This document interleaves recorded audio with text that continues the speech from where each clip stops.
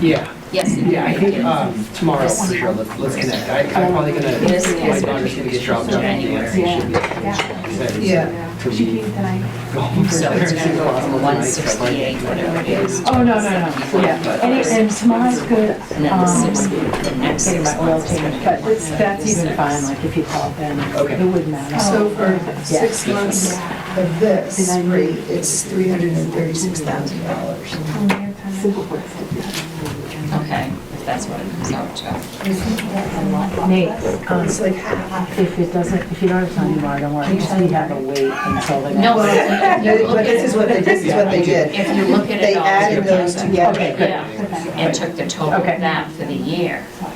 and they increased the total by 3%. Thank you. So you take this times 6, this times 6, and get the total, and then divide, how about subtracting it? Subtracting what we pay now from this, and that shows the increase that we're gonna pay. So they want us to pay an increase starting in July. And it's BEA. Well, yes, because we always pay an increase in July. So this is, it would go from 168, whatever it is now, to 171 in July. And then it will jump to 176. And I'll have to divide it out and stuff, but, so they didn't consider, they didn't do what they said they were gonna do. They should not, But but they can still use it, and then. Yeah. But they didn't do. They didn't keep it the same. They didn't keep the same. 'cause Oh, we're for your, already- yeah. What are you looking I at? should give that, I think, We'll get rolling and we can. that's like all in there. Haley is so damn hands coverage costs. I saw this. So we're good, Tracy? I wanted to baby yours. Yeah, you're all set. Because this is higher than what we're paying. Yep. Yeah. Great, good evening, everybody. Welcome to the regular meeting of the Select Board on Wednesday, March 4th, 2026 at 6 p.m. And we're in the meeting room at the Bethel Town Hall here. We have a quorum with a full board, and we're being joined by Manager Sharon Jackson and Clerk Tracy Walker this evening. So if you please join me in the flag salute. I pledge allegiance to the flag of the United States of America and to the republic for which it stands, one nation, under God, indivisible, with liberty and justice for all.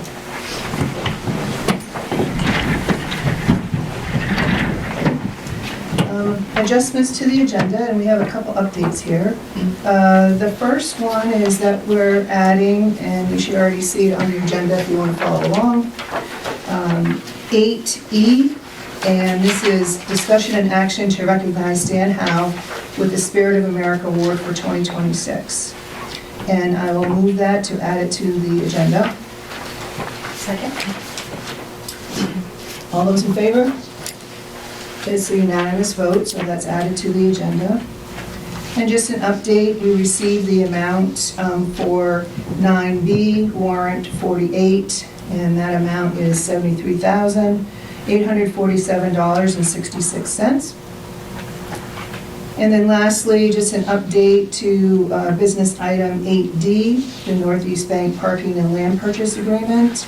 We don't have the information yet, hope to have back as of yet, so we will not be taking any action on that this evening. That brings us to public hearing, and we don't have any public hearings this evening. And then on to public comment. Opportunity for you all to share anything you'd like to share with us. Hearing none, we will keep going. And that brings us to action on the minutes, and this will be for the minutes of our last meeting, February 18th, 2026. Are there any content amendments to the minutes?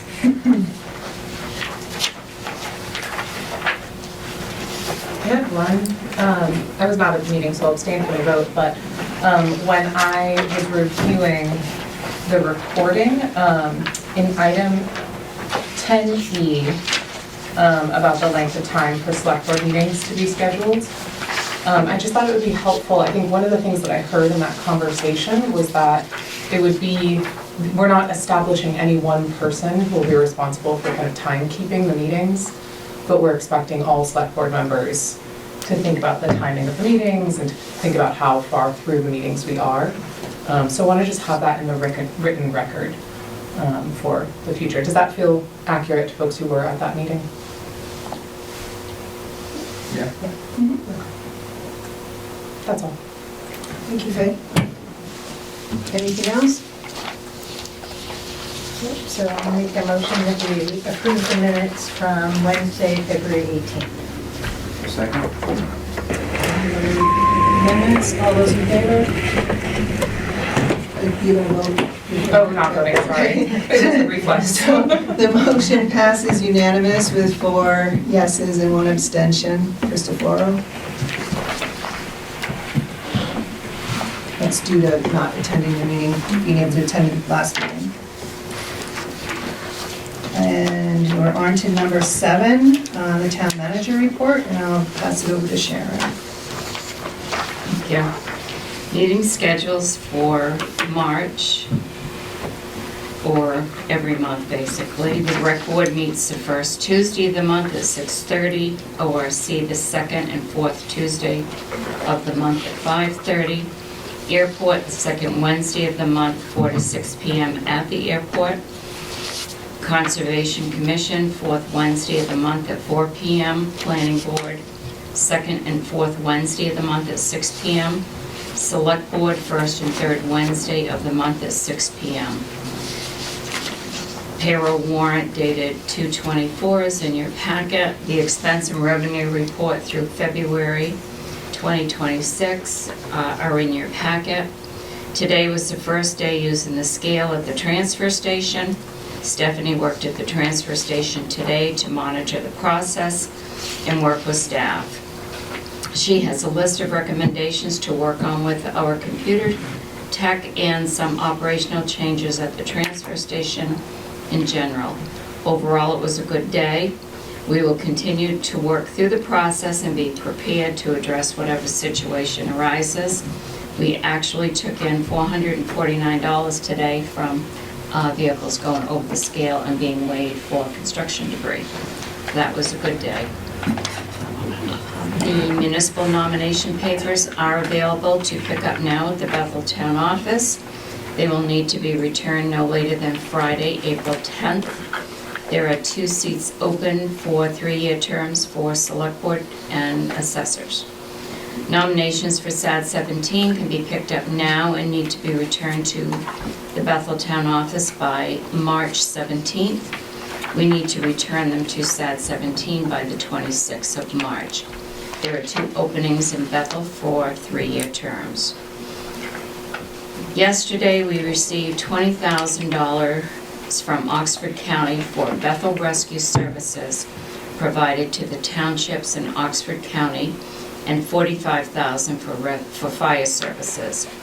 I've given you a copy of the letter I sent to Oxford County requesting $45,000 for fire, which was approximately $10,000 more than last year, and based on a 3-year average that Chief Jodry put together, and it was based on asking for $1,000 per call. They gave us the $45,000 that was requested. I also gave you a letter that I sent to the county requesting $63,000 for Bethel Rescue. That was also based on a 3-year average of information provided by Chief Hanscom. And they sent us a check for $20,000, which is double, a little more than double from what we received the last time. Both donations have increased and are appreciated. The increase that I asked for rescue was over 100% because their contribution had always been so low. We've never received $10,000, so it was more than double, so it was a good start. We also received $4,000 from Gilead and $250 from Upton for services provided by Rescue to those towns, and that is consistent with what we have received in the years past. Next week on the agenda, I will add acceptance of all of those.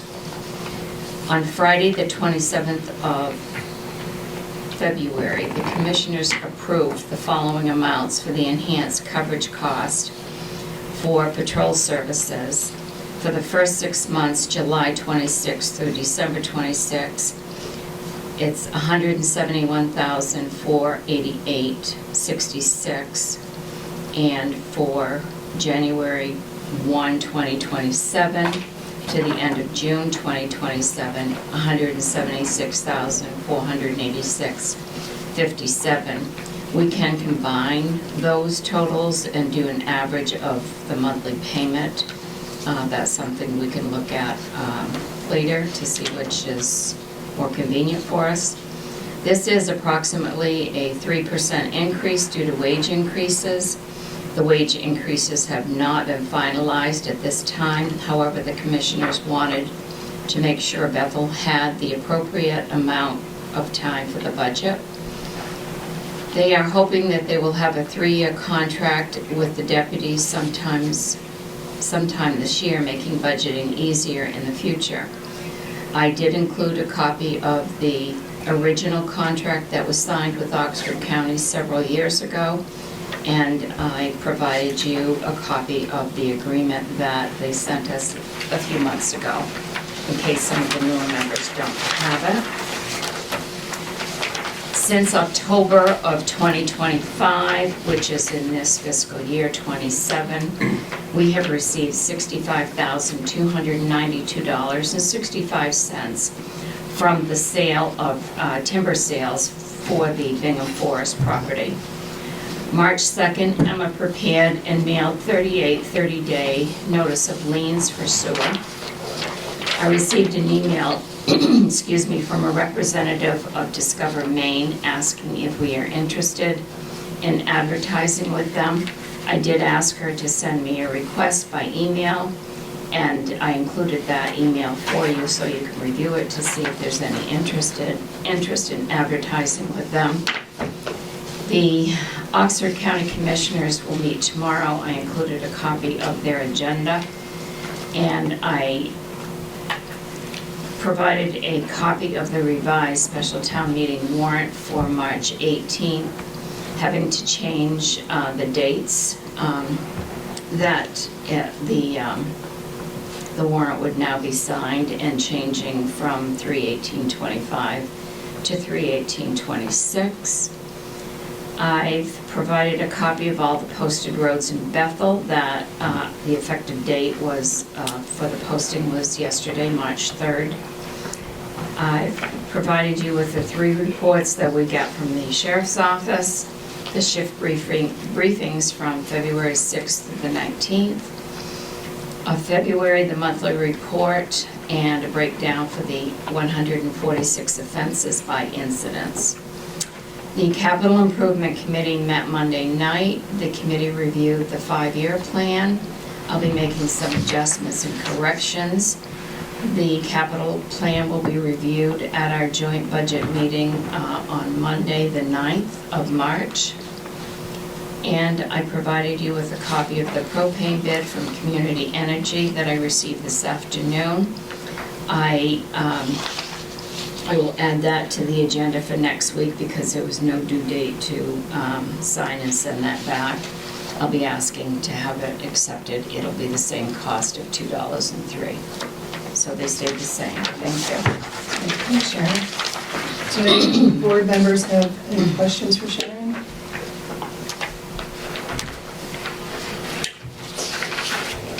I'd like to see if we can have a conversation at one of our future meetings in regards to the numbers that the commissioners gave us for the enhanced coverage costs.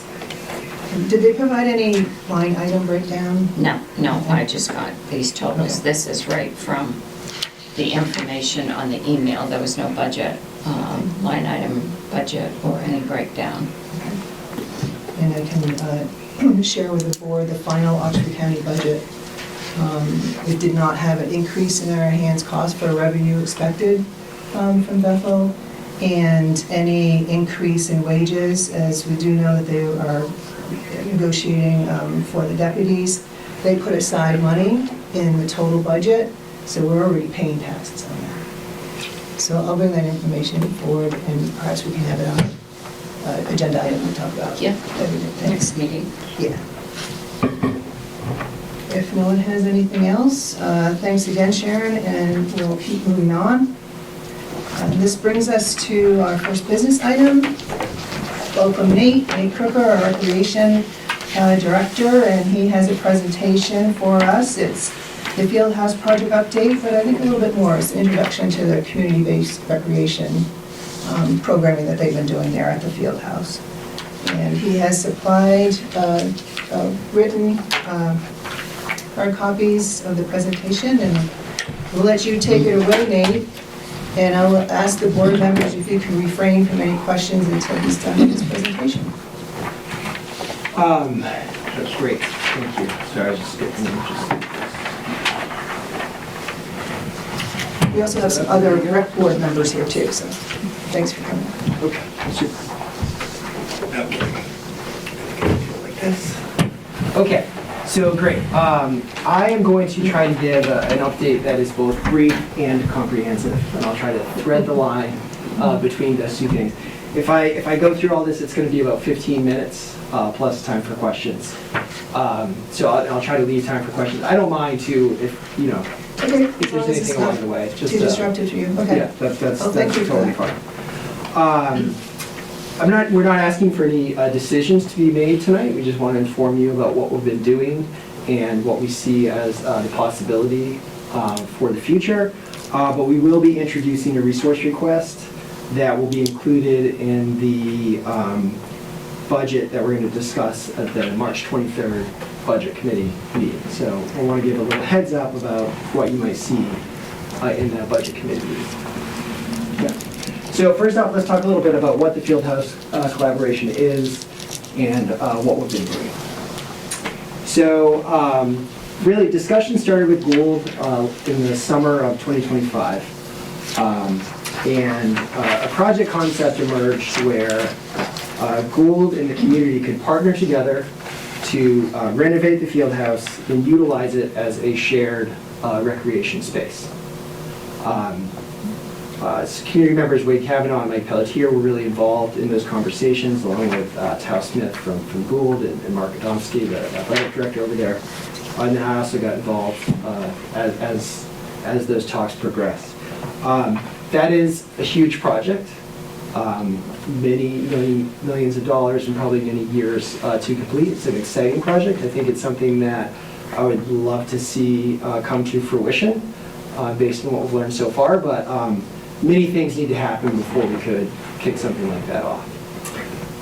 In the meantime, Gould really quite generously allowed us access to the Fieldhouse when it's not being utilized by their students and faculty or other community groups that are currently using the Fieldhouse as well, such as community pickleball or the age-friendly walking program. So we decided to kind of kick off a pilot project to test out using that space as a community recreation space and to see what the response was, to see what people liked about the space, how it could be used, to learn about what the possibilities are. We've tested a variety of programs across a wide age groups. We've had things designed for ages 0 to 5. We've had all ages programs. We've had adult-only times. We've done weekdays. We've done weekends. Whatever time we could get in and test out, we've experimented with. And we've also done specific activity-based programs. So we did a youth pickleball clinic. We've done baseball and softball skills clinics, in addition to just more general open gym times. The other thing we did was to create a survey to gather more community input about what the community would like to see with this project going forward. Next slide is just an example showing some of the activities that we offered. You don't need to read all this right now, but we started in Thanksgiving, and then we did some winter break things. We've had some regularly scheduled programs as well, and just a variety of things that we've tried to experiment with. So what have we learned across over the past couple months? I think the first thing is the interest in this offering is really strong in the community. So the people who have made it to the gym and made it to the field house have been really enthused about having this opportunity to get together indoors, to have a space to move with their children or on their own. At the same time, there's a lot of people who are still learning about this opportunity. We've done some promotion of it through our Facebook page. That's kind of our primary communication channel. But we haven't been real heavy on the marketing. I think with more resources and more marketing, we would have seen more utilization of the programs that we offer. One thing we've seen is that our most consistent and highest attendance is from our youngest community members. So there's been some activities aimed at the 0 to 5 age group. And Rec Board member Sue Radway, and I should have practiced saying your last name before. Jolliker. Forrest Jolliker's been another volunteer with that age group. They've been very successful in bringing a lot of kids to the space for the kids to play and interact, and also for the families and caregivers to interact as well. Some of the numbers that were tracked here: 33 sessions, 350 adult visits, 365 youth visits over those sessions. So, that averages out to about 20 people per time period using the space, enjoying the space, gathering as a community. I think we've seen the space. I don't know. I think has everyone been to the field house?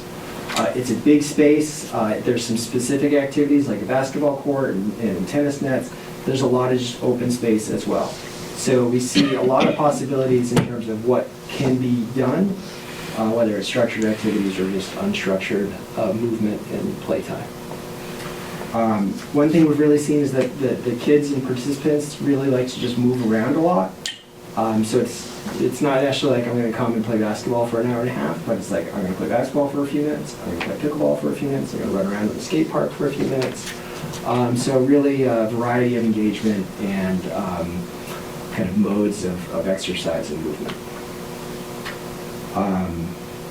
Another learning I think that we've had is that, sure, there's some times that we'd love to be able to access the field house, but it's times when Gould's either currently using that facility or other groups are.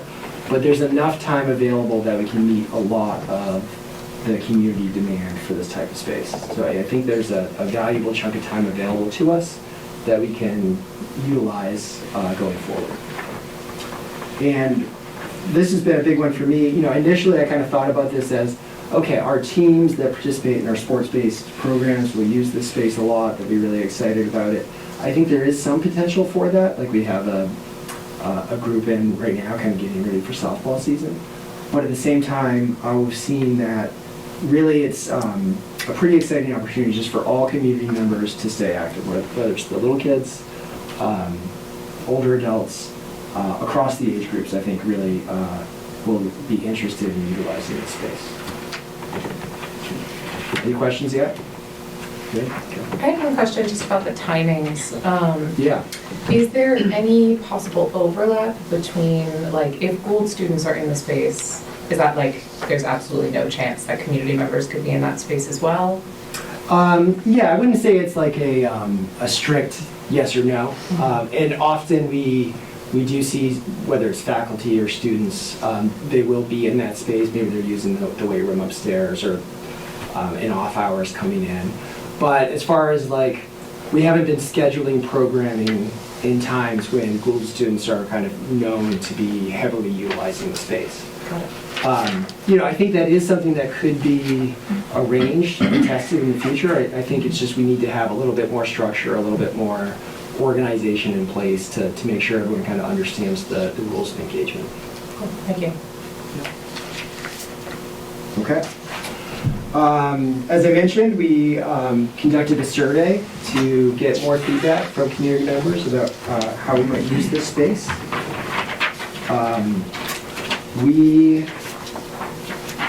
We got 93 responses with really just a couple of Facebook posts sharing the survey link. Others came in really quickly, so I thought that was a really strong response.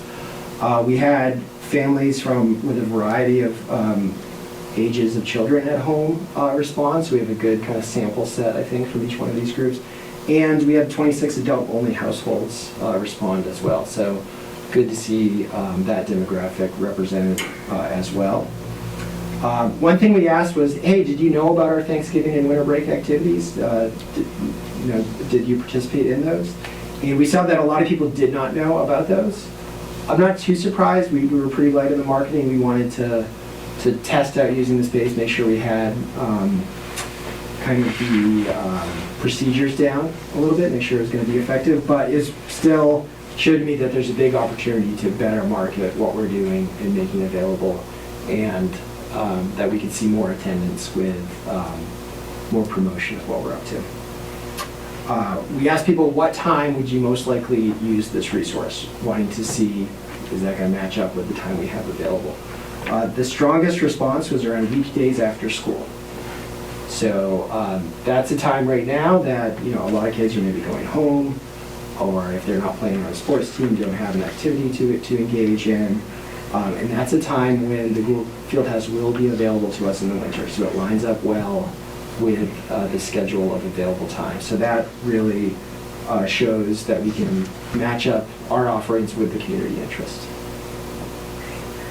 We asked straight up, hey, is this a project that you would support through the town budget? Would you be willing to see this as part of your property taxes? 57 of the respondents said yes, and only 11 said no. 25 kind of had some questions or reservations about how that might work. To me, that's an indication that this is something that people value and are willing to financially support. We also asked, in addition or as a separate funding mechanism, would you be willing to make a direct financial contribution to this? So would you pay a use fee? Would you pay a membership fee? Something like that. 56 said they would pay a use fee. 41 said they would make a donation to the project. 16 were kind of in that unsure category, and only 4 said no. So again, we saw pretty strong support to the idea that this is something I value and I'm willing to pay for. And then just in general, I would characterize a lot of the responses as expressing enthusiasm and a desire to see us do more with community recreation programming to complement what we already do with kind of our youth sports-based programs. We asked kind of, what else do you want to tell us? And a lot of it was just like, great, this is really good to see, thank you for doing this. We're excited about what this could turn into. Okay. Next couple pages have just a few more, a bit more information on the survey responses. One of the questions we asked was, what do you want us to offer? So I tried to summarize that with this word cloud graphic. The biggest theme in all of this was just around open gym time and open play time for all ages. So we definitely saw some requests for, hey, we'd like to see basketball clinics or we'd like to see baseball clinics. But the strongest response was, we just want a space to move around and play with and do a variety of activities. Yeah.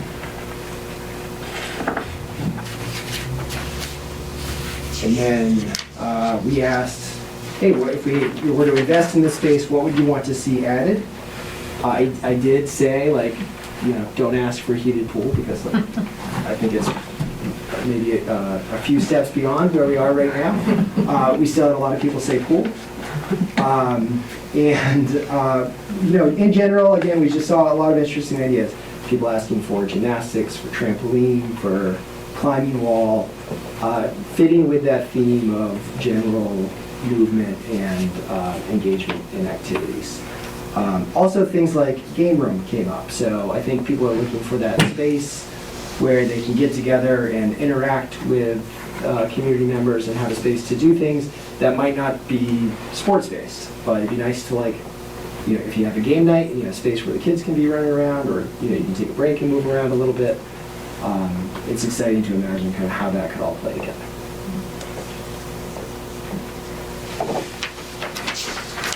Okay, so You know, in my mind, we've kind of had a successful pilot this year. We tested this out. We've shown that there's community enthusiasm for it. So we want to move this forward. And when we think about what we can do in the next year, I've tried to summarize that here. We're obviously not going to complete a full renovation and add a second floor to the field house in the next couple of months. But we do have availability focused on the winter trimester time period at Gould's. This is from Thanksgiving to late March. That's when Gould students are on snow in the morning and in classes in the afternoon and early evening, so the field house is generally available. And we can make better use of that space with more resources. We can have a more robust schedule of activities. We can have more times that the space is available for the community. We can start really looking at more after school activities and times when elementary age kids could come with their families. Middle school kids could come maybe as part of our program, maybe on their own with certain guidelines as well. So there's a lot we can do with that after school time space that people requested. We can continue to look at using the weekend hours that we have available to us. And we can bring in more activities as well with a bit more planning. We could, look at, having a selection of games and board games, or, like things that might be like lawn games in the summer. That space would work well for cornhole, or I keep thinking lawn darts, but that wouldn't work in there. Things like that. And we can collaborate with the school district as well. So I did talk some with the middle school principal about this concept, and they have a lot of kids engaged in sports, but they have a lot of kids also looking for other activities after school.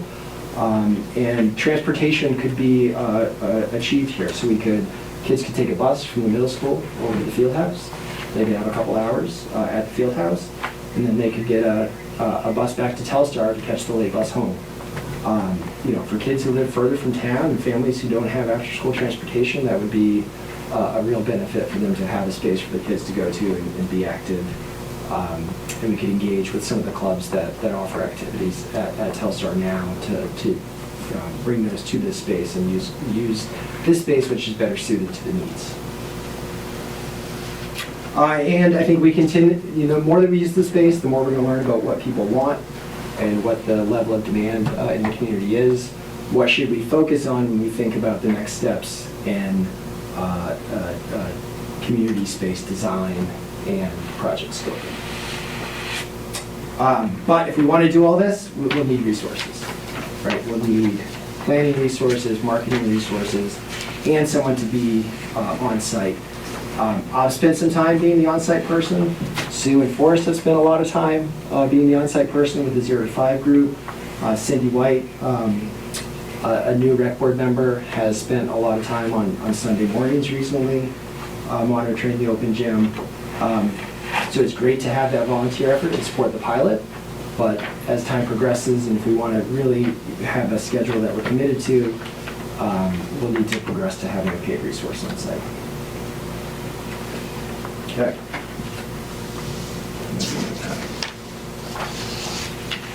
So just to outline a little bit more, this isn't a super comprehensive list, but gives an idea of the type of resources that we think we need here. We need planning resources. So what are the rules of engagement over at the field house? We've been operating in a little bit of a gray area around, can we do this, can we do that? It's all worked out, but as more people are using the space, we need to have that a little bit better defined.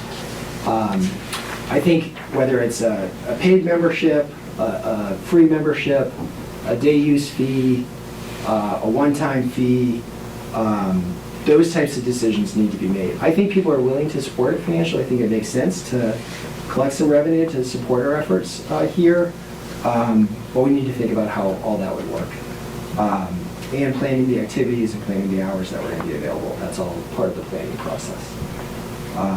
As I said, I think we really need an on-site presence, someone who's taking on a professional role over there, monitoring behavior, making sure everyone's being safe, following the rules, and also facilitating volunteers. I think there's a great opportunity to bring in people to offer certain things, whether it's playing board games or knitting or playing basketball or doing baseball clinics. But if there's a person there to help the volunteer kind of use the space and utilize our resources, we'll be more successful with that. And then hopefully after another successful season of doing this, and during this season, we'll want to keep progressing on this long-term vision around a community recreation space. So continue to partner with Gould in planning and testing the idea around this renovation project. Can this be a real thing? What sort of philanthropic money can we engage in to accomplish this? What other sort of grants might be available there? Contributing to some of the design plans around that space. And also then determining, well, what are we going to do in the interim, right? So what's year 2 look like? Is there a small investment that can be made to enhance the space before the major renovation happens?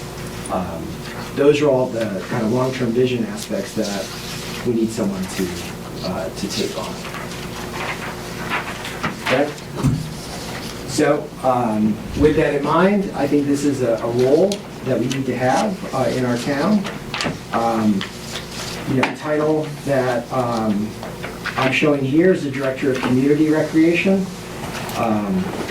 focused on creating an indoor community recreation space, which includes executing the plan for the field house in this coming budget year. I view this as initially a part-time professional role with a start date in the fall. And I hope that this is a successful project and that we'll want to transition this to a full-time role in the future, right? So I think that's the long-term vision here. I think the way we handle this from an organization point of view is that everything that I've been doing now with the rec department kind of stays with my role and existing responsibilities. And this becomes whatever the right title is, Deputy Director, Program Coordinator. It's all good to me. But those roles would kind of stay together, and this person would really be solely focused on this community recreation space. With some contribution from myself, from the rec board, from the volunteers who have been engaged in this to date. And I think too, as I think about hiring this person, I can imagine some hesitancy, like, oh, is this a 6-month job? Is this something, will that hinder our ability to find candidates? If that's the case and this role is not continued, they can become the director of the department going forward if they want. That's fine with me. They can take my job. I'm willing to make that sacrifice. Let's get the right person. Yeah. I think I have one more. Yeah. So, what happens if we don't hire this resource, if we don't make this investment? I volunteered quite a bit of time this year, kind of above and beyond my prior roles and responsibilities to conduct this pilot. We've had other folks from the rec board and community members volunteering time to this. I know I don't have the capacity to kind of keep doing that next year.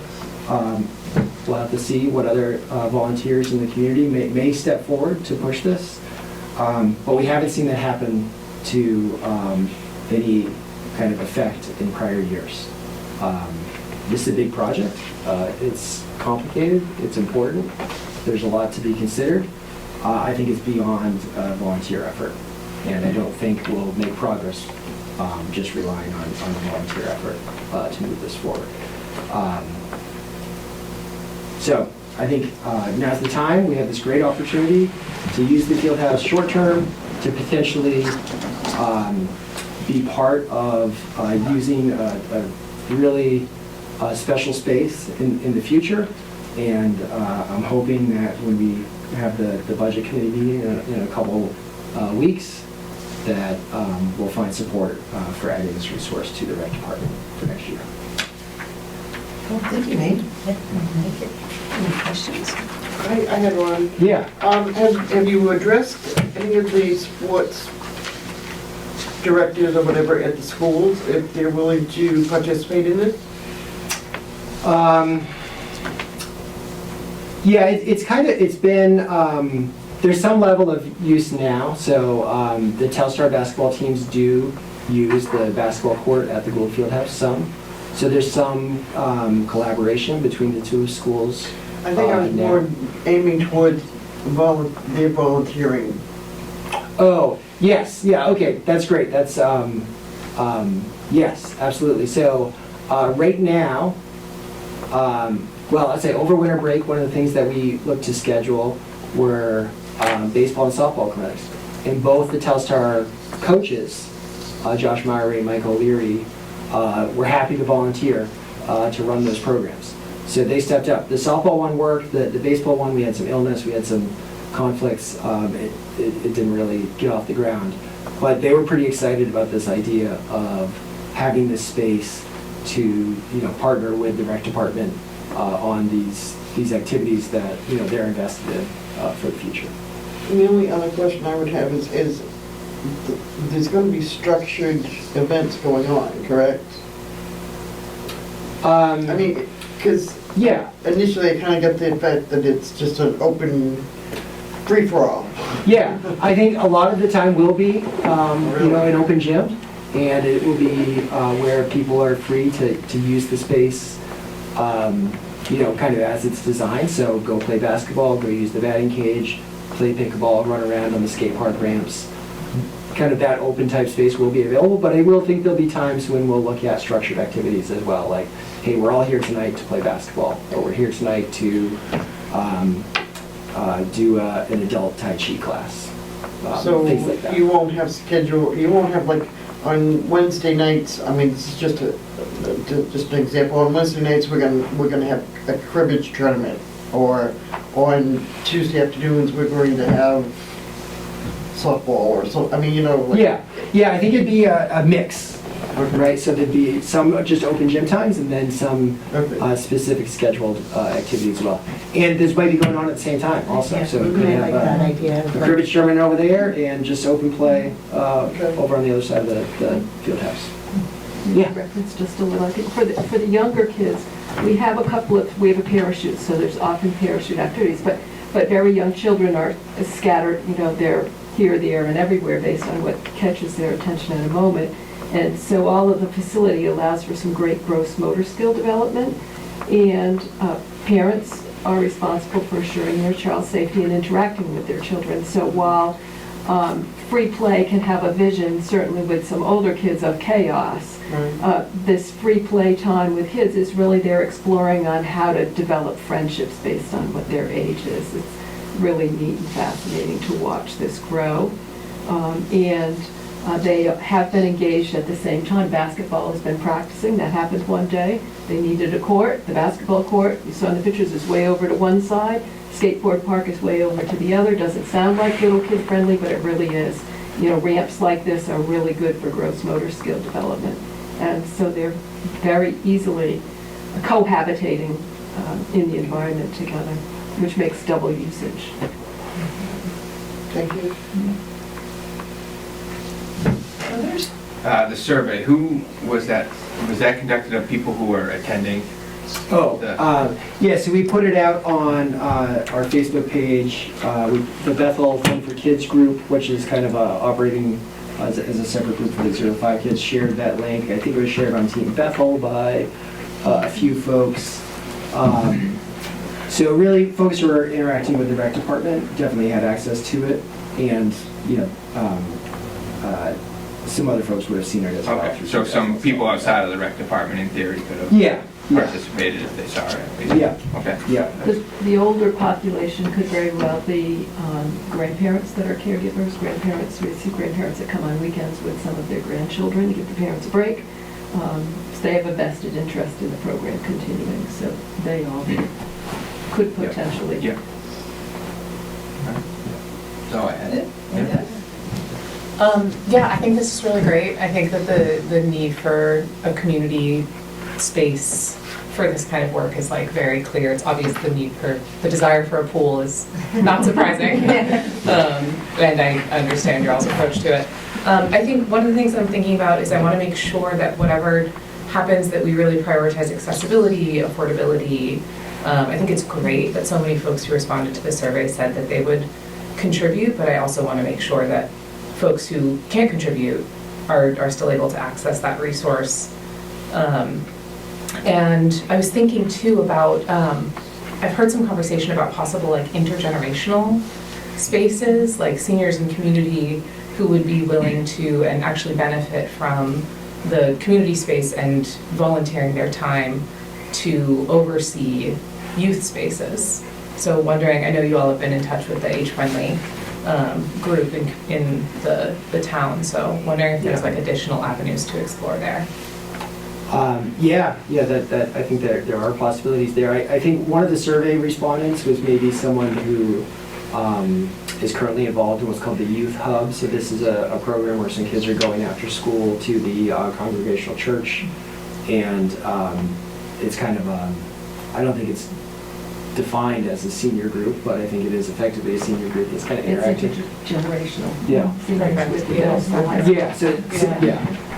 And so, you know, one of their one of the response was kind of like, hey, we have this program, it works really well, but we could use this bigger space to do this, and we could do so much more if we had kind of more room to move around and utilize. That's awesome. Yeah. They have about 20 kids a week. And they get buses. Yes. Yeah, bus. right, so that busing model that I talked about earlier is already being used by that group. Nate, what is there besides pickleball for adults? Yeah, I think from, there's the basketball court. Okay. Right, so I think we did a couple adult-only open gym times over winter break. I think the folks who did show up to those were mostly there to play pickleball, and so that's some extra time for the pickleball group. Is there a group that walks the gym? Like- Yeah, yeah, so, Is That's that the the rec? age-friendly group. Okay, Age-friendly. yeah. but I mean, they're. Yeah, is that you, without is that rec? So that's not officially through rec department right Okay. now, it's just through the age-friendly initiative group. Gotcha.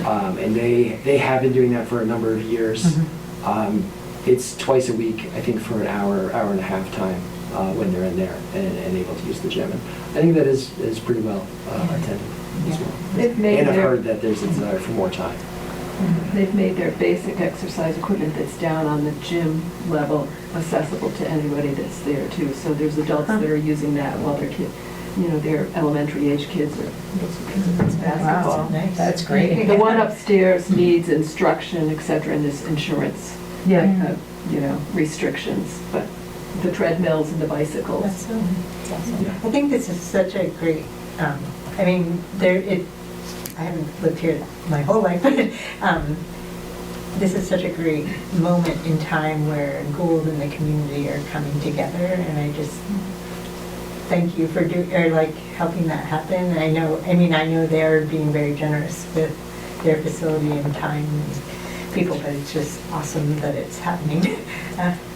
It's huge. The students have been very positive when they've been here and we're coming in, and we'll talk about, here's what's coming into the gym right now, and you might want to move this before some toddler gets into whatever, but they're no problem, no worries, and they continue with their thing, or they move on and share different spaces, and it's worked just fine. Is there opportunity too to offer like hourly work to students, Gould students or Telstar students who would want to? They have community service projects, so when I asked about a project, was told that the projects are limited to having a supervisor that could oversee. So we asked about students that might want to be part of the toddler program because they're interested in, you know, young children and whatever. And the basic answer was if we wanted to supervise that and submit a proposal, they'd be happy to add it to their list. Okay. Not ready to do that at the moment, but Yeah, that's fair. But that's an interesting opportunity to Yeah. explore. yeah, Yeah. yes. I But we could think, do that with, middle school and high school kids, and from Telstar, as opposed to Gould as well. yeah. And I think, you know, when we talk about the long-term vision, and maybe there's this great community center where there's a really defined, it's not so much we're using the Gould space at that point, it's that we both have a space and we'll have an agreement about how that's used. You know, very open to the idea that it's going to be it will be shared use at times, right? There might be times that's Gould exclusive, there might be times that it's community exclusive, but there would be a lot of shared use time, and they like the idea of that. They want that to be part of the model at their school. Any other questions? Well, thank you so much, Yeah, thank you. and we'll see you on the 23rd. Okay, that's great. Thank you. Yes.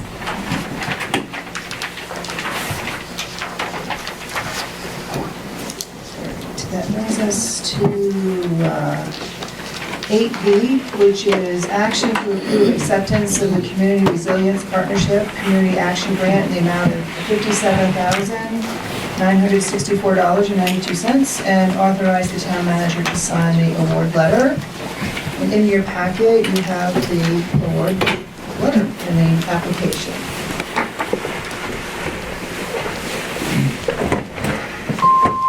Any comments, thoughts, questions?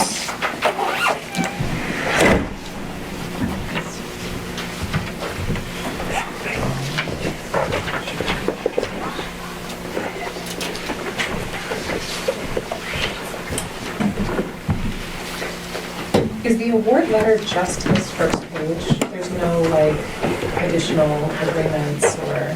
The award letter is just the page, of the 2 pages, and the grant is behind Is it. the rest of it? Yes, and the grant explains what the committee put together, their specific purposes that the grant money can be used for, and that's what they applied for, and that's what the grant highlights. Okay, great. Just want to make sure I wasn't missing anything. No? We had to edit before we got the we found out in the end of January that we had sort of been given the award, but we had to make some adjustments on the grant, so we had put in a door repair, and they said they wouldn't do that, so we had to take that off, and then we had to include the efficiency main rebate, so we had to adjust those. But then once that was all set, then we sent the award letter. So at this point, the Conservation Commission is feeling good about this award?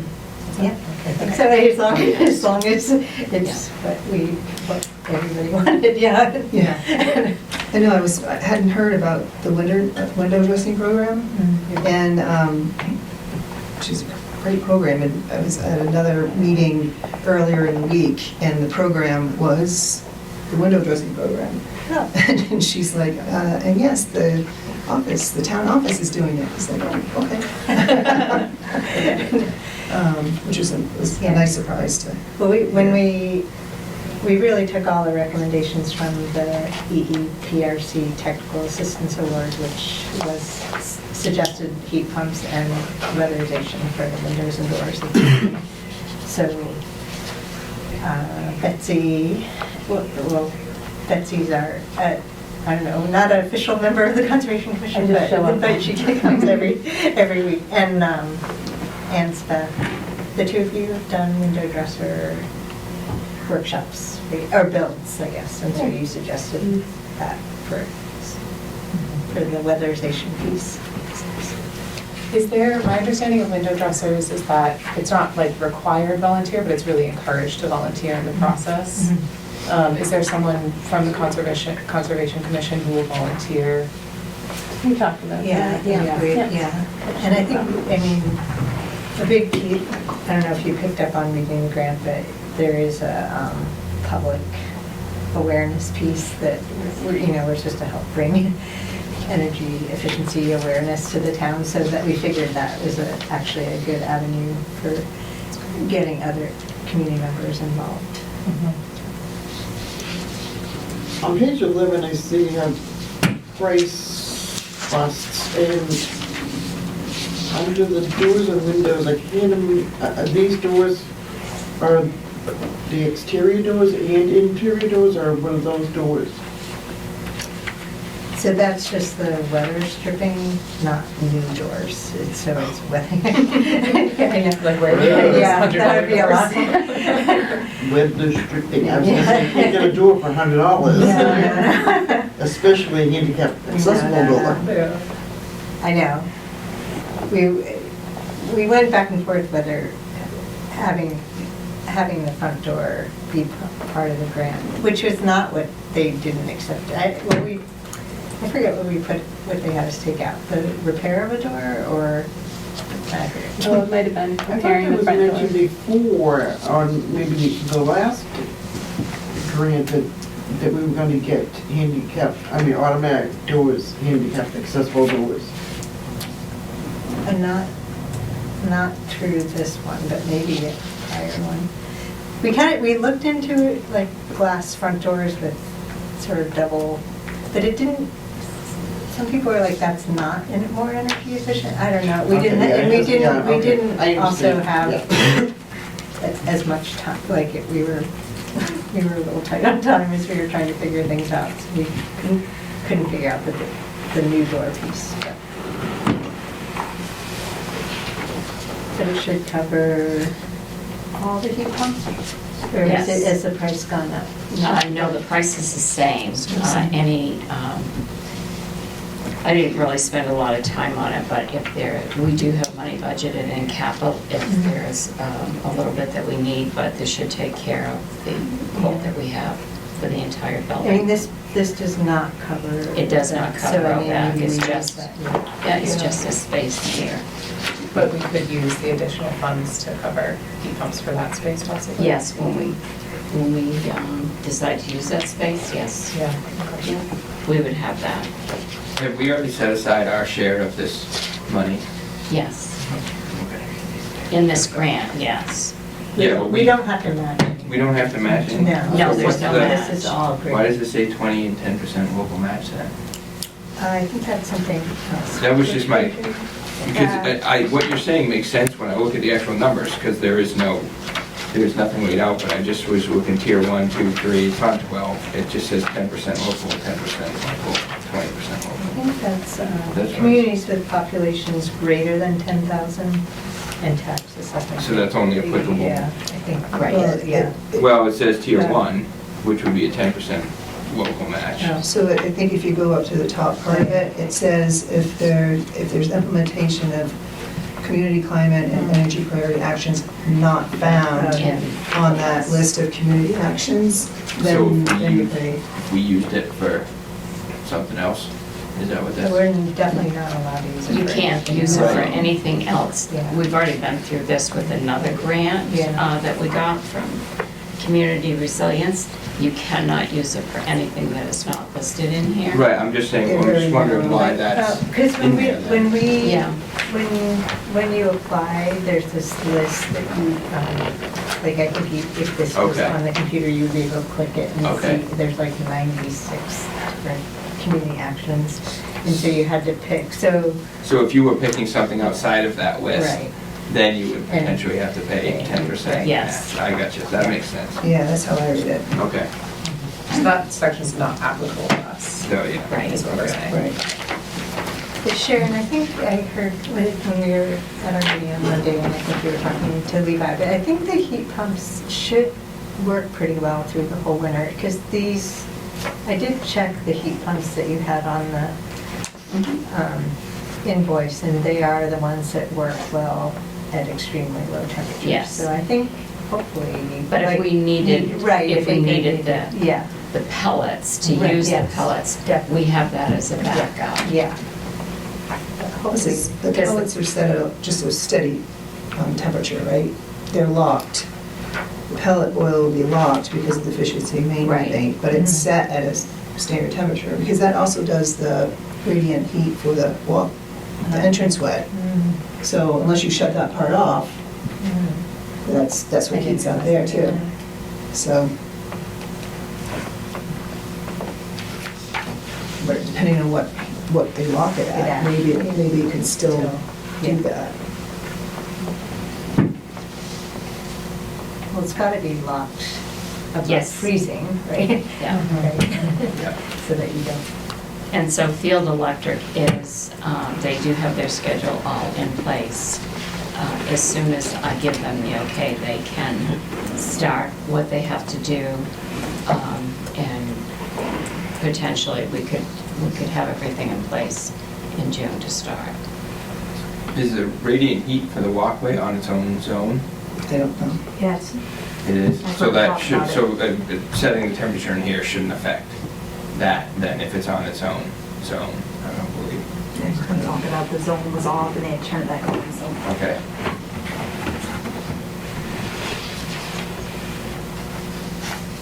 I just had 2 clarifying points in the application of the grant part. It's on page 8. So, first clarification is number 2, where it says, the second sentence, due to the dust from the pellets and moisture in the basement, the town office experienced a mold outbreak in the basement in fall 2024. And then the last sentence, switching to heat pumps will reduce the risk of pellet dust causing a mold problem in the future. So just for clarification, those are false statements in regards to the dust of the pellets. Dust of the pellets does not cause mold problems. So I just want to make sure that that's clear. Moisture and humidity cause mold problems. And if moisture and humidity get into the pellets, then you have a pellet problem on that. So just want to make sure that that's clarified for everybody, that those are false statements for that part. And then in number 1, it has that the wood pellet furnace, that this heating system is 71% efficient, and that's a false statement as well. It's 81.9% efficient. You can find that on the plate number of the boiler. You can find it in the EPA site for that equipment. You can find it on Maine Energy Systems website. And what that's measuring, the 71% efficiency, is the annual fuel utilization efficiency. And what that does is that's how efficient the converting of the fuel is for the energy. And it's not an apple-to-apple comparison to the heat pump, because the heat pump is 100% efficient or more at the point of use. So at the outlet, it's 100% efficient because it transmits, it carries the fuel. So the fuel for a heat pump is electricity, and electricity's annual fuel efficiency is between 30 and 40%. So just a clarification for, it's not really an apples to apples. So I just wanted to make that clarification. I mean, I know, people have biases to what equipment they want, and the town can choose whatever it wants for heating equipment. That's the town's prerogative. But I was just kind of disappointed to see those statements in here when they're not true. And so, and almost slander in a way. So I just wanted to say those comments. So do we need to change anything on that?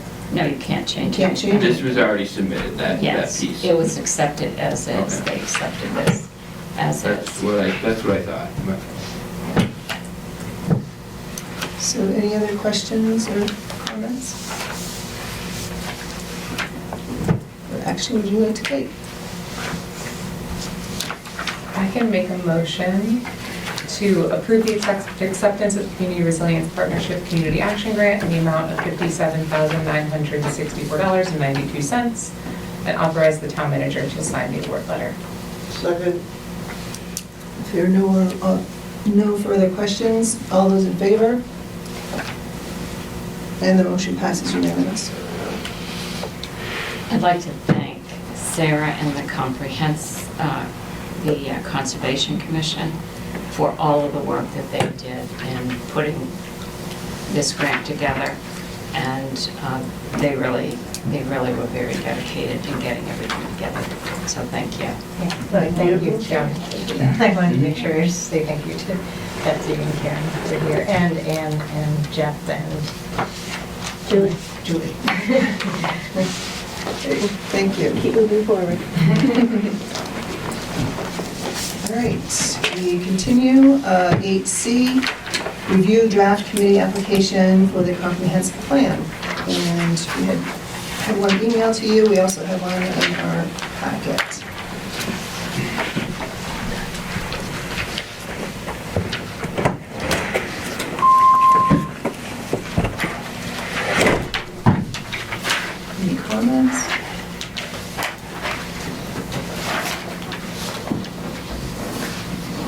This is basically the draft I emailed to you, and after receiving a few comments, I did make a change to the second from the bottom on the residence, Andy, that you talked about. Yeah. I don't know if that takes care of what you were looking at. Yeah, I think that just gives us a way to differentiate Yeah. the long and the short term, Okay. which I think is what we were trying to do. Yeah, and I looked at it a little bit differently with boxes. I was looking at it after we had the discussion of the whiteboard, and we had this, and we were afraid of getting into the this specific type of person. And I thought we talked about at the end using the categories of interest from the comprehensive plan and as the checkbox, and then we would have the cross-section of these types of people naturally. Like some of the areas in the comprehensive plan is like agriculture, outdoor recreation, economy, and having that, checking those off as previous affiliations or interest in, and then you just naturally get somebody who's been here for a while, but also has worked with the land trust, and you get that kind of a cross-sectioning. Yeah, But I could have remembered it totally wrong too. I know, I was a little, like, I felt like, I wrote down like recreation as a box, because I felt like it may be a little hidden. I think it's in, I guess recreation isn't mentioned at all, right? Could be like local land trust, yeah, no. No, Yeah, so I so- feel like we definitely, like, is one of the categories, yeah. So you're talking about this. I was just, this topic, Adam? Yeah, like just putting, some of them, population demographics, Yeah. but housing, historic archaeological resources, transportation, outdoor recreation, water resources, natural resources, agriculture and farming, public facilities, and I don't know if you need to put fiscal capacity, but you don't need to really have this, because that's what you work on. But having these categories of, like, have you had previous affiliations with? So essentially making those the checkboxes? Yeah. And then you get your cross-section from here, because I can't remember who said it, Travis or somebody, you get that person who might be a new resident that's doing outdoor recreation, and you may get that, the farmer who's also a mom, or, You might still want to leave that checkbox on there though, so that we know the resident status one. yeah, and I viewed it a little bit different. It says, are you a registered voter of Bethel? And they would say yes, and then you could just put number of years or something, but yeah. It's just, Or- that's, or it put- doesn't matter. Or have that as one of the checkboxes as well. So I did, everything listed here came from the Yeah. comprehensive plan, that one page, Yeah, it's, where it does yeah. list all of It- these. Yeah, it does, And these, Yeah. everything Yeah. on the board can fit in these categories here, which is Yeah. what you were looking for. yeah, I know. I just started to think that, like, we may not pull out, like, some of Well, these things that, And yeah, because I think that's how the conversation evolved when we were at the workshop, that these were great guidance, as well as the whiteboard, for when we were fleshing out the applications. But anyway, that was just my thought. I like this suggested approach that Michelle is suggesting. I think that feels a little bit more approachable to me, and I feel like having the check boxes with maybe a line underneath that says like relevant experience. So like you're interested in ag because you are a farmer, or because you have like you're a local food provider, or whatever it is. So being able to get both interest and a little bit of experience, I think would cover both of those pieces. Because I think a lot of times the folks with the lived experience don't necessarily have what would be considered like official experience, and I think we want both of those things. So I think that approach would give folks the opportunity to weigh in on their experience like that. yeah, that's, for the back question, I wrote, please give us more information about your experience with the affiliation boxes you checked off in the previous question, but I like the idea of having just a line where they could write their experience right under the checkbox right there, so. I could see either way, if we clarified this sentence a little bit more. Yeah. So whatever they checked, they asked them to explain it here. And they could attach additional information if they wanted to. How about if we leave these the way they are, and instead of saying, check them, say to circle it, and then have a line for them to fill out anything underneath it. In other words, these are grouped together, so, you know, like the second one is local business owner, farmer, real estate. So I'm a local business owner, so I would circle local business owner, and then there would be a, like she's suggesting, a line underneath where they can fill in anything. Specific, yeah. Additional information. Additional Yeah, specifics, maybe? That's why that's why having the interest, the topics covered might sort it out better. Well, the topics are here. No, the topics that are covered in the comp plan Are different Are from different. this is this comes from the list of who should be on the committee, and so this list is like that list, but maybe since we give an explanation of what the comprehensive plan does, and then say, these will be the topics covered in the comprehensive plan. Please check off ones that you may have some expertise in. So that board up there is more what's related to this, and that's not that's not the direction we're going in.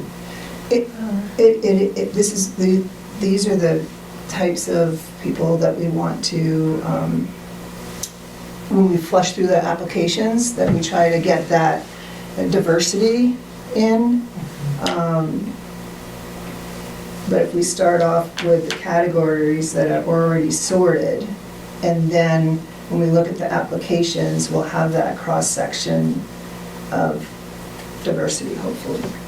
Yeah, like maybe this would be the list we have, and then we would take the application and say, oh, this one goes in this category, and this person could fit. Yeah, but I mean, they may even go with more than one category Yeah, too. That's Yeah, fine. right, yeah. That's fine. I think that will help us determine, like, we'll be able to see, like, oh, we have a local business owner who's interested in ag and one who's interested in housing. And that will help us understand, like, if we want to have, how we, like, range the diversity of folks. I think that allows us to make decisions with a little bit more information.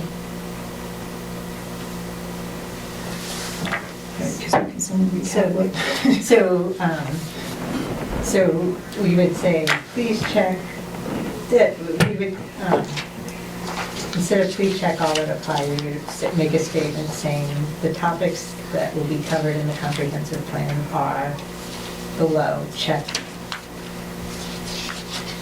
the category.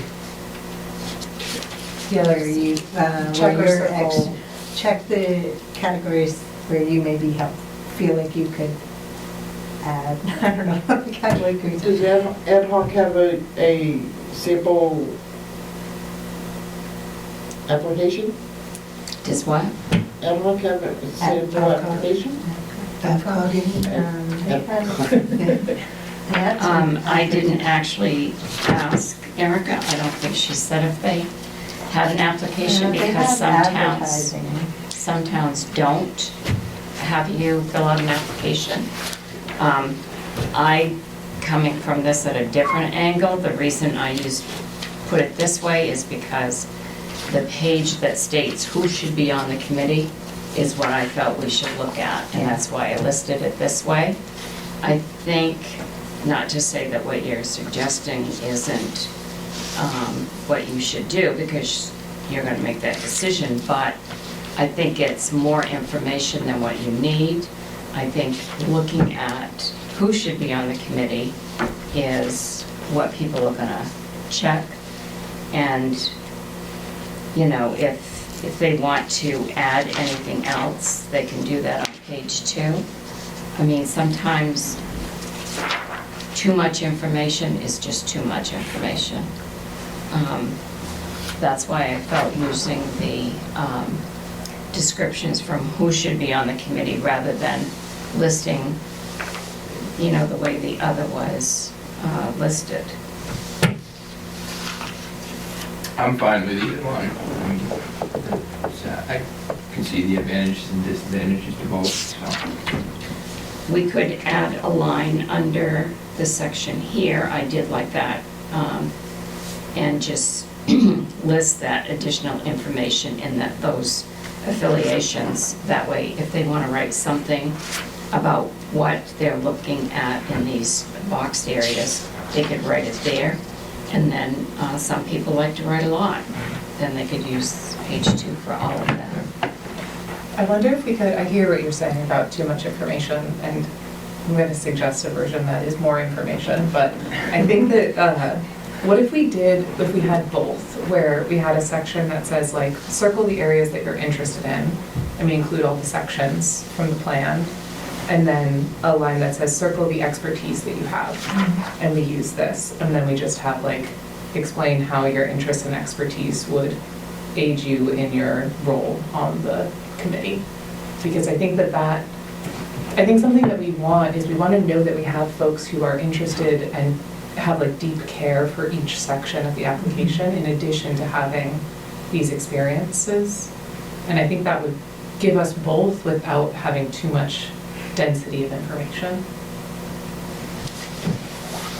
I think if, I hear what you're saying, I wonder if there's a way we can make it a little more concise. I think that was one of the concerns when we talked last time was, if we make it too difficult, no one's going to fill out the application. Right, and I think if they check mark, right, I mean, you have the person who has, you know, if they don't check the topic, I'm going to assume that they're not interested. They're going to be interested in that topic. And then they may or may not have the experience in it, but they're interested in it. So I think we might get a cross-section of it. I mean, there's always the chance that you have the forester, but they're not interested in the forestry part. They're interested in the outdoor recreation.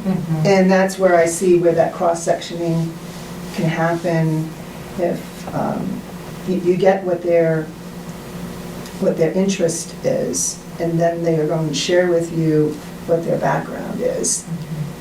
Then we should definitely have like a question that says, what is your background or like your experience? Well, I think you were on it, and it was that last sentence, and what other experience or affiliations. I do feel like we need something more than, like something a little more specific than some of these. Like select board, planning board, town council could stay there because that will be it. There's some very narrow groupings, right? But then some are so Yeah. broad that you don't, Right. I would, like when it says special interests, school daycare, housing, historic resources, like, there are a lot of special interests, so like, how do you Right. answer that one? But I But do, like like, if- there's nothing about recreation here, so I definitely think we need. Yeah, and the select board, planning board, or town council, here it's public facilities and services. So you may have somebody who was on a planning board at one time, but is also an architect or something else, so. Yeah, I think we should actually use, I like the idea of using these up until, Fiscal capacity. yeah. Well, maybe somebody who has expertise in investments, I don't know. Because some of them is what we're gonna be performing, I think. I think I still would like to see if there's an example that she can provide us. So what I'm going to do is I'm going to ask you to take a vote on what you want so that I know because when we go back and we listen to the minutes, whether it's on the TV or it's very confusing because you're all saying something different, yet it's the same. Yeah. So I would ask for a specific vote on what you want, and then it's either yay or nay on getting that. That way we know, because this is very time consuming Yeah. to do these things. Yeah. If we're trying to figure out what everybody wants and then put it into one document. Yeah. It's So time consuming, but very important. It Yeah. sets the. I'm not saying it's not No, important. no, but, no. It is, it's, all- and we're doing it, we don't have the AvCog, to help us with it, so. It also, I mean, I know it took a lot of time to put this together, but it actually helps hugely to have just a piece of paper to start thinking about what somebody who might be interested would see and how they interpret it, so But there wasn't anything said. No, I no, am I going to say know. this at the last Yeah, meeting, you're that we were you're going right. to draft this at this meeting, No, I which know. is why I felt Yeah. that it would take a long time to draft something like this at this meeting. I will send Erica an email and ask her if she has a sample application that some towns use. And I did in the minutes, to solicit Bethel voters through applications in the areas of the comprehensive plan, but we had different versions of what the areas of the comprehensive plan. Right. I mean, I could have been maybe, I didn't think, Yeah. seeing this similar to that, I saw that as together. But in any event, we'll get a copy of the application from AvCog if they have it. I mean, that may limit it, I mean, or condense it or whatever, right? Mhm. And, it's 5 different people here saying 5 different things. What about the possibility of utilizing like Google Docs or something so that it can be visualized, and when, if Sharon drafts this and then you want to make some changes, you can make the changes, we can all see the changes. And if you want to add to the changes, I'm just thinking of it as a way to work on it throughout the week. Well, without- I don't use Google Docs. Yeah. I don't even know how to use I do. Google Docs. I think if we can give Sharon a direction Okay. in the meantime, because then we're not meeting without meeting the public. So if we give Sharon some direction, see what AvCog has, and unless it's totally in a different direction, then we would go with our application. Do we have a timeframe when this has to be done? It's up to us. What we were looking to do was to take the month of March to gather interest and get the applications, and that at our first meeting in April, we would begin the review of the applications, knowing that we would probably have to sort through and see what we have, and that would continue into April 15th meeting. And then after that, hopefully we'd have the committee, and that would give May into June to have 1 or 2 meetings with AvCog, because there isn't any funding for this, and AvCog through our membership, Erica said that they could provide 1 to 2 meetings under our membership, and that would have that soft kind of start until the town meeting happened. So it's But I mean, up to us. there's no real definite timeframe on this part of it. Just depends how long we want it open. Right, before. exactly. Yeah, What did you say, Ben? how long we want it open before we, Yeah. if we want I mean, applications in it's by. definitely gonna be, because then we're gonna probably wanna make revisions at the next meeting, and then we're talking the end of March before we Yeah. get it out. So what would be the consensus of how you want,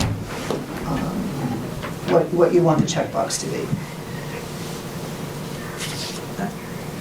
I'm fine with what you were suggesting. Yeah, I That's fine. think using the topics covered, so I can even give you, like, so this list up to fiscal capacity, right?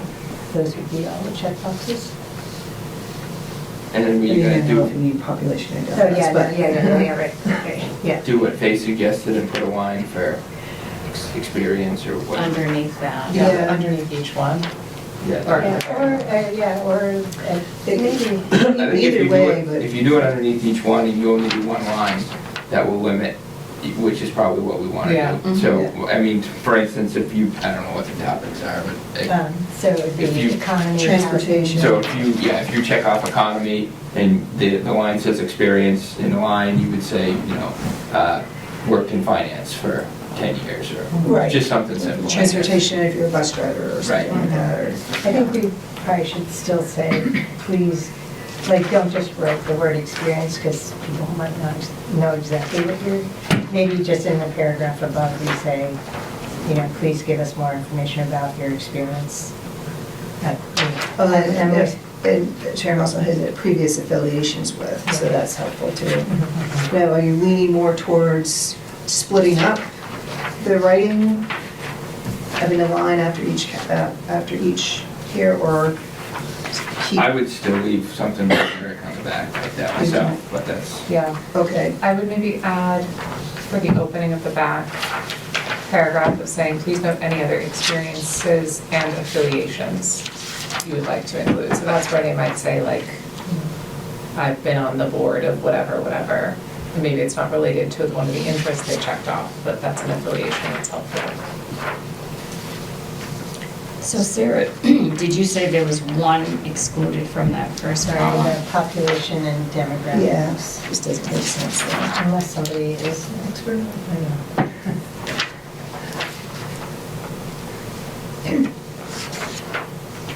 And I was wondering, because we talked about having diversity of age, should we, you shouldn't ask age. You really shouldn't ask age Yeah, on I know. anything. No, I know, I was just wondering. Because we'll probably know who the people Yeah. are. I shouldn't say shouldn't, you can't. You can't, because when we appoint committee members, it's like you're hiring somebody. It's the same, Yeah, it's the same. It's age discrimination is really what it is. yeah. So the other question is, are we going to request them, or, we want to say request, are we going to ask them to come to the meeting that, when we're picking these, like we do for the other committees? I I mean, would boards? not pigeonhole ourselves for the April 1st. We don't know how many we're going to get and such. I would wait to see if that's something, if we want to interview them, so to speak. I mean, Well, everyone's always encouraged to attend whenever it's on the agenda. They're encouraged to I attend. understand that, but we made it clear that on other assignments or elections that we request that they be here in case there's any question for them. Mhm. And I mean, there was a big request for that. Yeah, I think we And should, now we're doing this. No, I think we should definitely, I think we just don't have a date yet, but I think it would be nice to put on here. Well, it doesn't have to be on here. It has to be on, like, they have to be notified when they turn in the paperwork or something. We could put a line on there that says like, after application, we'll let you know the meeting will be deliberating. Yeah. And we invite you to attend. Sharon has a. I would like to see something on here asking for the application to be submitted by a certain date. Yeah. Then you can all look at them. And I thought I had put that on here, but I guess I You didn't. have a blank for the date, so we. Yeah. Oh, that's why I did it, because, And that's why I was looking at April 1st, at the first meeting, depending on what comes in, and we sort it through. See if we may want to put it out for more applications, we may want to talk to everybody who applied. It's not systematic like our other committees and boards, it's ad hoc, and since we chose to go the application route, I mean, I hope we And it have, was just a question. Yeah, no. If you want to do that procedure or not. we may, I just don't know for the first time, you Okay. know, and we have to be fair and consistent, so if we do it for one, we gotta do it for the next one. We wouldn't be discussing them until the 15th, right? If they were due on the 1st? No, We would look at, yes, we would look at them on the first. I wouldn't suggest, We wouldn't have a chance to I would read them. suggest giving them to you after, let's say you put April 1st here. You would have them after April 1st to review. You may not get any applications. Well, this is You may this is just it. get 2, you may get 22. Well, right, So then you would have them to look at. Then at that point, you can decide, well, we don't have any applications, or we have enough to look at and review. that's what I'm saying, yeah. And I would actually ask to have them in by that Friday before. So if we did have applications, that we would be able to review them in our packet prior to April 1st, so we can start thinking about it. April 1st is the Wednesday. Yes. So that would be March 27th, we'd want them to, there might be that's almost like a 2-week turnaround for application.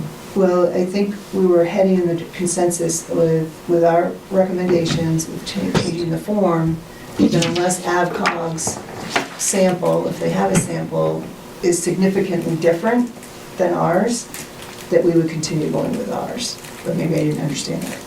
Yeah, I mean, I feel pretty comfortable with ours. So, I mean, we could get a sample one, but I don't know what else. I'm just thinking that it might Yeah. make the whole procedure easier. I don't, Yeah, it doesn't hurt to. Yeah. Yeah, I think, I think we There should might be still things we're missing. and do that. And I also was hoping Erica might have been able to forward her sample postings. She said she had sample postings too. I think they were in here, weren't they? But she said at the meeting, there was the sample postings and also there was a document that had the state planning information as well.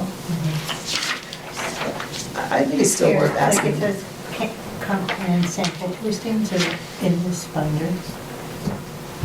Okay, so she already gave it to us?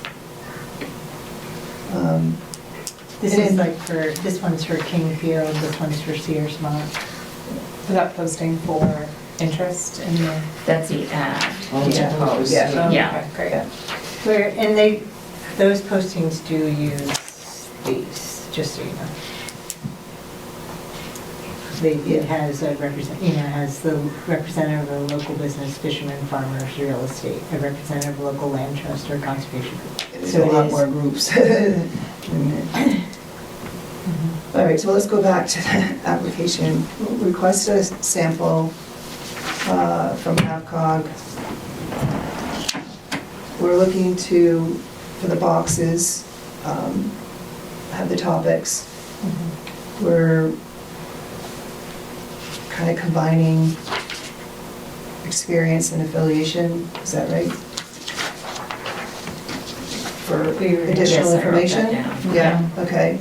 And were we having lines Under each of under these. each of the Yeah. boxes? I think so. Yeah. Yeah. And then I want to thank you, Sharon, too, that in the future, whenever we refer to or see it, have it in writing, that it's a comprehensive plan update project. So thank you for putting that in there, Sharon. so we'll leave the back for additional information. So actually, it's some of what's going to be added to the front will end up going on the second page.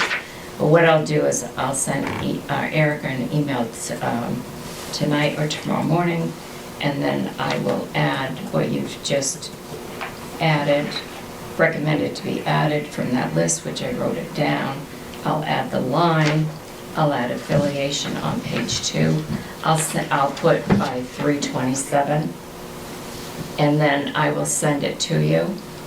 Just get it back to me with your comments after you get it. And then if everybody has a thumbs up on it, then we can use this as the application. And the posting can be, we can use a combination, which I had looked at those postings. I just have one other in my notes from earlier, like the top 3 little paragraphs talk about what a comprehensive plan update project kind of entails. But I was wondering if we should, between that and where it says name, is just have a sentence that says, we are looking for a committee of 11 community members who would like to be part of the process. Please apply below, so that it's clear like what you're writing your name for. Yeah. It sounds silly, but it's just so they kind of have a sense that we're looking for 11 people and that they're applying. I don't know. I wrote that note as well. I was thinking maybe instead of like who are interested, who will commit to the entirety of the process. I Yeah. think that transition line makes sense. So you're looking to add another sentence or something on to the, I was at kind the of, end of, meetings, maybe once or twice a I month? think I was thinking another line separate from that little paragraph. To But say I don't what? know. Like we are seeking community members who, And I was gonna put a letter. I think that's in the post. I think that would be in the Yeah. posting, that we're seeking. yeah, that's That true. would be This in the would post. reiterate the same Yeah. thing. Yeah, I would That's fine. say that the posting should have more of that detailed information on what we're looking for, We can almost, rather than Okay. being in the Yeah, application. that makes sense to me. we can almost lift that last, we can almost lift this piece and put it in the posting too. The third one, that could be Yeah. part of the posting, Posting. because when you advertise for any Yeah. position, you want to tell What what they have, that right. position is going to be. That would give a doing. little more space. Yeah. Should we ask that question, just like, are you able to commit to the time? Or is that too? I mean, again, if we put it in the posting and they put it in, they're committing. Yeah. And we're telling them Yeah. what we Yeah. want, so they know what they're being asked. Okay. It's just like if you advertise for a job. The job is 9 to 5, 5 days a week, Monday through Friday. Don't apply if you can't work those hours, right? Right. So, Sure. Thinking of saving space, do we need a mailing address and a physical address? I think we do, because a mailing address may not be, Yeah. it could be, PO box or? well, it would be, mailing address could be a PO box, but it doesn't necessarily denote Could be a different town. residence. Yeah, But then we have, are you a registered voter of Bethel? it So- helps the clerk double check Okay. as a physical address. Thinking about lines. Yeah, so I think in these town things, the physical address is the trump, but we also are trying to collect contact information at the same time, I think. Maybe they could be, I don't know, put next to each other or something, or physical address, yeah. But that's, Fine. I think that's the reasoning behind it. Good question, so. Are we okay? Good? Do you have, Sharon, do you have a deadline that you would like our feedback? Or maybe when you send us the edited, you can let us know. As soon as I get, yes, I would say within a few days, anyway. Erica's usually pretty quick at getting back to me. I have appointments tomorrow, but in between my 2 appointments, I can redraft this, and I'll send Erica a letter, an email asking if she does have an application that I can look at. If she doesn't, then that'll take care of that. And then by the end of day tomorrow, I'll send you, I don't know what time, but by sometime tomorrow, the end of day, I'll send you another draft. Thank you. Okay, I think we have a consensus on the direction we're gonna go. Are we clear? Clear as mud? Do we need a formal vote on it? Sure. Make a motion.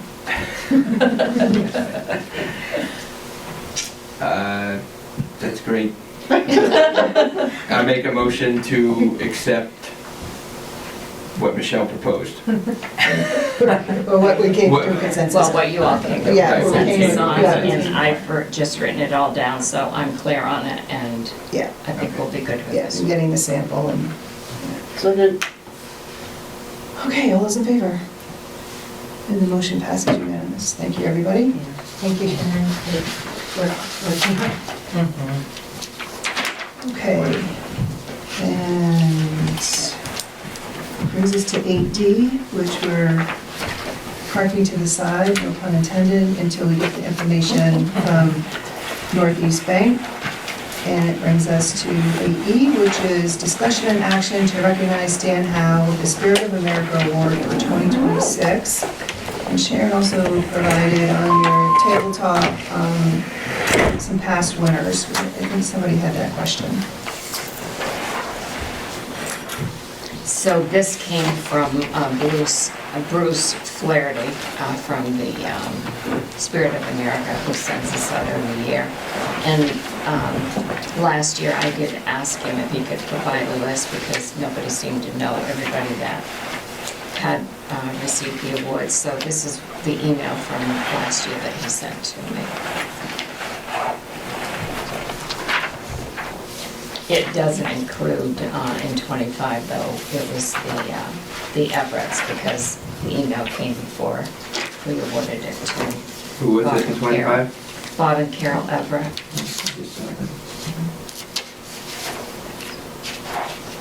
Are there any questions or comments or action you'd like to take? I'll make a motion to select Stan Howe for the Spirit of America Award. Second. All those in favor? And the motion passes unanimous. Thank you. And where will this go? So, The Historical Society, I assume. yes, I have talked to Will at the Historical Society, and they're going to base their, every year the Historical Society sends us the pictures and write-up for our town report.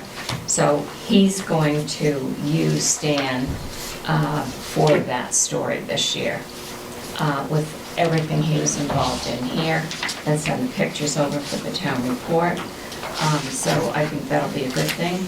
And then Rose actually wrote a really nice article, which that's why I thought about this too. Tracy talked about it, but I didn't know him, and then I read Rose's article.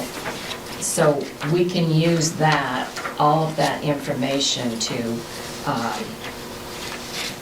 do the commemoration of honoring him at town meeting. Great. Because we usually do like a plaque or like we did last year and the year before when I was here. So, Okay, is that thank you. okay? Thank you. We're on to the warrants. 9A, action to approve accounts payable warrant number 47 in the amount of $631,186.06, and I will move that. And motion and second. Are there any questions?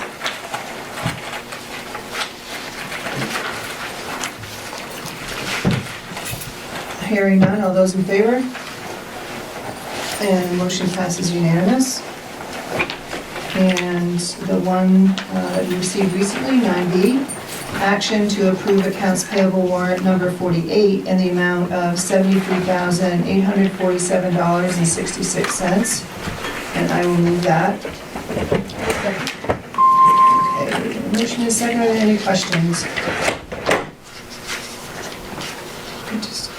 I just had one, I think it's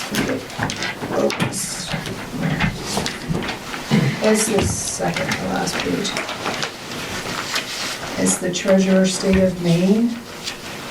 And it has, it looks like 10% escrow highway permit. So that's on the USDA project that we just completed. We had to put that money into escrow when that project started. That was put in when the contractors first started before I came here, and it was a requirement of USDA.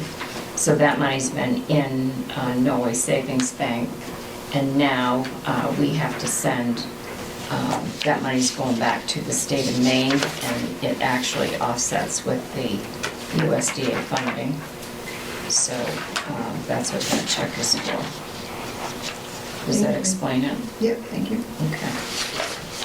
Yeah, that was what they were talking about. Actually, for Meeting. better explanation, what it is if there would have been any damage to the road opening from that work needed there, then DOT would have kept that money. So we had to keep that money in escrow in case there was road damage.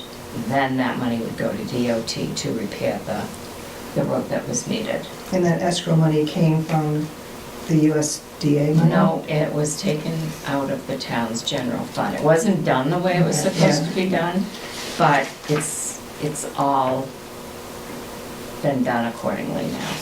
But yes, the money came from the town's general fund, and it was put into a separate account at Norway Savings Bank as an escrow to hold. That wasn't the recommended way to do it, but because basically what we did was we tied our money up for 3 years. And the money actually should have come right from USDA. So this is completing this part of that project with the escrow, and there's no work that needs to be done to the road. Thanks. Any other questions? Hearing none, all those in favor? And the motion passes unanimous. And thank you for the payroll warrant in our packet. And that brings us to select board items.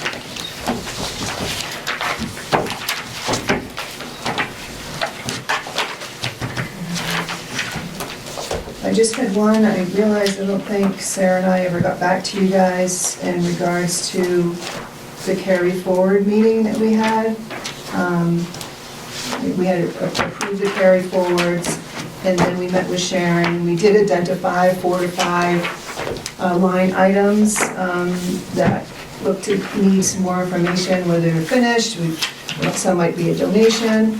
And so Sharon is going to be checking with the department heads on those line items for any more information, and then we'll go from there. I realize I never got back to you guys. Does anybody have anything else?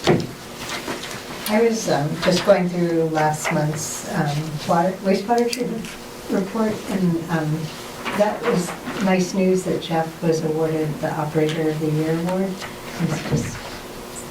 Just say that louder. I thought that was nice. That is nice. I attended my first ORC meeting, and I think they're gonna be sending, and you probably already have it, Sharon, the dangerous housing Yes. ordinance. So at some point, we'll be seeing that. And then they had 2 or 3 others that they're working on, but that'll be the next one, I think, that we see. I did get that from Jim Monday. Yeah. So there were, Good. yeah. Thank you. Anybody else? Eddie, Yeah, I was reviewing the recordings from the last meeting, and I caught, Michelle, you saying something about Bethel being a charter. Tell me more. I didn't really understand what it was about. I had never heard that Bethel was a charter town. You're gonna have to give me more. What category was it in? I don't remember. it was our meeting, our last meeting. Our last meeting, yeah. I can't. I can grab that. Do you remember? Yeah, I remember, because you said something about, we were talking about the code and Okay. my recommendations on the code changes. And I don't know the exact wording of it, but you said something about I had never worked in a town that was a charter town, and that Bethel was a charter town. And I guess I was going to ask you about that too, but I don't think Bethel is a charter. It's not a charter town, so worked, well, in that concept, it would have been worked with a town that's had a charter or an admin ordinance. Admin ordinance gives specific, performance standards for that area, similar to what a charter might have in some other towns. Like Rumford has a charter that gives, their performance standards. So Bethel does not have a charter. Bethel has an Right, because administrative the charter ordinance. is separate from what we have, which is an ordinance. We have an law. administrative ordinance, Yeah. yes. Yep. Okay. So Bethel is not a charter town. You didn't, okay. Yeah. Thanks for putting it into the context. Anything else?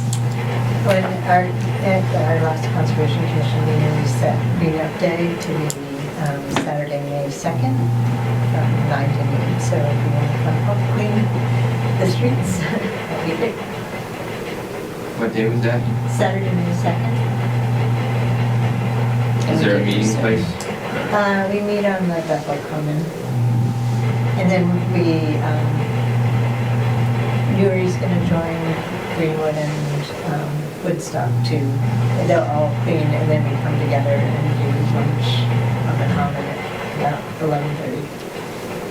Okay, and you meet up there beforehand at, Yeah, you don't have to, like some people do have bags that we give people, but Okay. some people will just clean up along their own, near their house and then come in close to 11:30 and bring their garbage. So, okay. And they bring it there? yeah, some people take care of themselves and some bring it there. And then we leave it on the ground now. So do we have to clean Greenwood and Woodstock and Newry too? Clean them? Yeah, well, if they gotta come help us. No, they clean theirs, they clean in their area. Each Oh, town. okay. And then we all come together for Okay. lunch at 11:30. It's a big collaboration. Yeah. The 4 towns have the same day as Greenwood Day. Yeah, cleanup day is I don't want to say nationwide, but I think it's New England-wide day of cleanup. All right, anything else? If there's nothing else, then I make a motion that we adjourn. Second. all those in favor? All right, motion passes unanimously. Thank you, everybody. And we'll see you all Monday night. Is there any documents you said that already? Yes, I sent an email today to the budget committee. Is there a printed packet for that at all? I will send